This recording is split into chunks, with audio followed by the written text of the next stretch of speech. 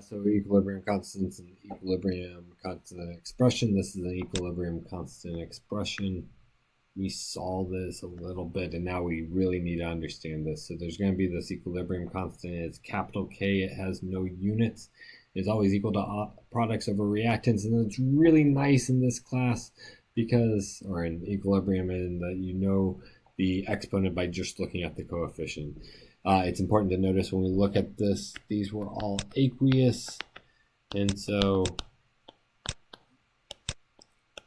oopsie, let's point to the aqueously. They're all aqueous, so we're going to have concentrations here, and in particular, we like to do molarity for concentration in chemistry, so there'll almost always be molarity. These are technically activities, and activities for solids and liquids are always one, so you won't write solids or liquids into your equilibrium expressions. And then we can do a gas, and we can do it by concentration or by pressure, and we'll talk about the math that relates concentration and pressure, but you should have a clue that you know this lovely gas law equation, so pressure is equal to the number of moles over the volume. Hey, that sounds like a molarity. RT. So RT is going to relate pressures and molarities when we deal with gases, which is a really common thing that we have with equilibrium.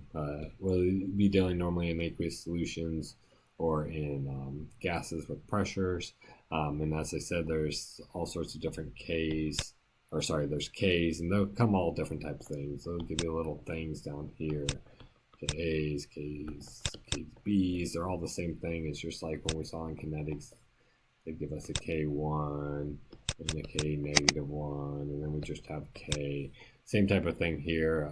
The subscript just gives us a little bit more information about the system. If it's an SP, that's a solubility, and so this is for a solid, and this is for a base, and this is for an acid. And so if it's capital K, it's the equilibrium constant. It's always set up with this equation, the products over the reactants to their powers, and you leave out the solids and the liquids.